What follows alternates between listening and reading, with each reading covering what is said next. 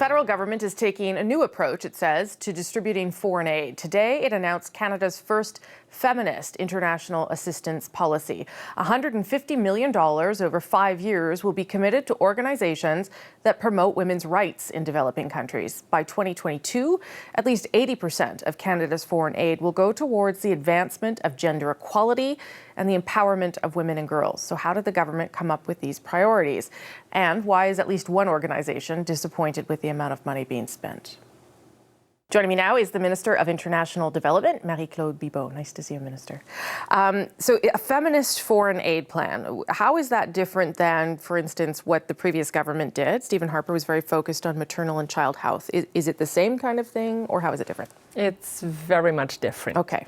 Yes, the previous government put a lot of emphasis on maternal health and health for newborns, but we have a much wider approach and vision. We really want to put women and girls at the heart of the policy because after doing all this review and consultation, we really came to the conclusion that if we invest in women for them to develop their full potential and to participate, to really contribute to their community, this is the best way to have an impact on poverty and inequalities. So this is why in each and every sector of activities, we will make sure that our partners integrate women, that they consult local women in the beginning, that women are part of the decision making, and that they are empowered in a way or another in the implementation of the various projects. So what kind of project would it be then? Is it mostly based around community activism, education? What kinds of things should we look for? All of the above. Yeah. There must be a women empowerment component.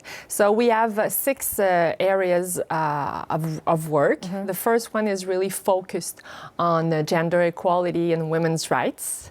And we also have human development, which includes health and education and humanitarian assistance. So these are still pillars of development, but the way we will doing it, the way you'll look at it. Yeah. But you're not taking away from the health and the security of like sexual education or kids' health. That you're still that focus is still there. Absolutely, right. Sexual and reproductive health and rights is still a very important component because you remember we have committed $650 million for this specific objective, which includes sexual education for boys and girls, family planning, contraception, legal and safe abortion. So. This is directly related to women's rights. Okay, what about countries, and there are some countries where you will be going, underdeveloped countries, where gender equality is just not something that they care about, and it's just actually not a cultural, premise that they put forward. How do you push that idea in countries like that?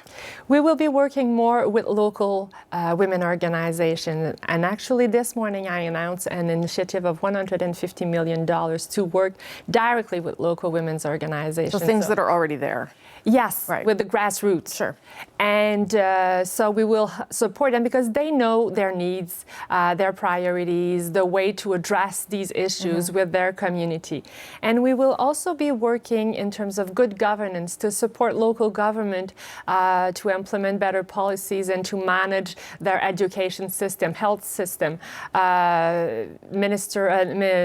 Department of Finance, for example, to make sure that they implement gender policies that are taking into consideration the specific needs of women. Okay, now to be fair, lots of people applauded what you announced today, but we did find one group, and there may be others, but we found one group who was a little more critical, particularly around the amount of money. So here's a clip of Stuart Hiscox. He's the Canada Director for the One campaign. But the same week that we see a 70% increase in defense spending and no new dollars put behind this policy is really disappointing, and we will continue to press the government to match its rhetoric with investment. So I'm not sure there's a 70% increase in defense spending, and if there is one, it's way, way out. But it is true that this isn't new money. You are reallocating money to this venture. So why not increase the amount of money if it's so important to the government? Many explanations to this. Really today, we are very proud to announce the shift in the policy, in the approach, in the vision. So this is really what we have to remember today. And this is very significant.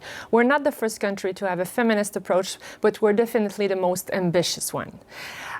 When I was doing this consultation and traveling around the world, our partners were asking for more than money. Sure. The first thing they were asking me, it was for leadership. So we have to recognize the importance and the value of Canadian leadership right now, because we have this capacity to bring people together, to find consensus, to speak loud and clear about women's rights, for example, or pluralism. So this has a very important value, and we will use it the best way as possible. But you have to back up leadership with money. That's how you get people's attention, yes, too, as you know, doing things, actions. Yeah. Globally, all the countries together, we provide $140 billion of ODA, Official Development Assistance. But to achieve the Sustainable Development Goals by 2030, we would need between $5 and $7 trillion. So that means that we have to find new friends, new partners, new investors, and this is also something that we will do. We all agree that government have to give more money. All the ministers around the table are asking for more money. We are investing a lot for our Indigenous communities in Canada, for affordable housing. So this is also an objective of the Sustainable Development Goals. And you say when you're looking for places for the money to come from, you're also talking about the private sector. So how are you going after private companies? Because I imagine this would be, hey, do you want to support a feminist cause? There'd be a lot of companies that might be behind that. So how do you reach out to them, and who might be interested? There will be different ways that we will be looking at them. We have announced a couple of weeks ago the Development Finance Institutions, which start with a capital of $300 million. And the idea is to support private companies to invest in developing countries.